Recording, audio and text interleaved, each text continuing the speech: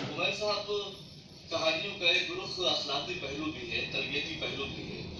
तो इस ताल्लुक से क्या राय है? कुछ लोगों का ये ख्याल है कि ये चीज़ें नहीं होनी चाहिए, और कुछ लोगों का ख्याल है कि नहीं, ये होना चाहिए। इस ताल्लुक से क्या राय है आपकी? नहीं, कहानी तो होनी ही चाहिए, इसलिए कि अगर कहानी नहीं होगी तो जाहिर सी बात है, कहानी के जरिए इंसान आगे बढ़ता है, सबक सीखता है, तरबियत हासिल करता है।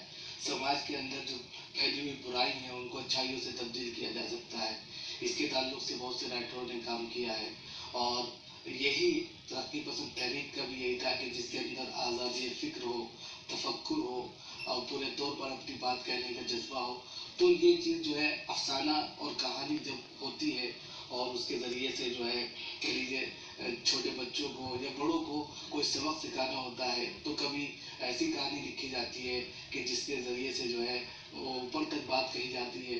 तो इस तरह कहानी की ज़रूरत बहरहाल है, और अभी अखलाकी और तरबियती कहानियाँ ये ज़्यादा ज़रूरी हैं, लेकिन इन्हीं के ज़रिए से इंसान संवरता है और सजता है, और वो किरदार की बुलंदियों तक पहुंचता है। जब वो अच्छी कहानियां सुनता है, अखलाकी कहानियां सुनता है, किरदार की तामीर वाली कहानियां सुनता है, जुर्रत की और बहादुरी की और हौसलेमंदी की कहानियां सुनता है, तो फिर उसमें ये जो अच्छे औसाफ है जिनसे इंसान दुनिया के अंदर तरक्की करता है और वो समाज को कुछ देने का एक हौसला अपने अंदर पैदा करता है, तो अच्छी कहानियां और अखलाकी कहानियां और तरबियती जो कहानियां हैं, इनकी समाज के अंदर ज़रूरत है। कहानियों के ताल्लुक से राय साहब एक बात और, कि कहानियों में तजस्सुस का उन्सुर पाया जाना चाहिए, किरदार बहुत अहम होता है।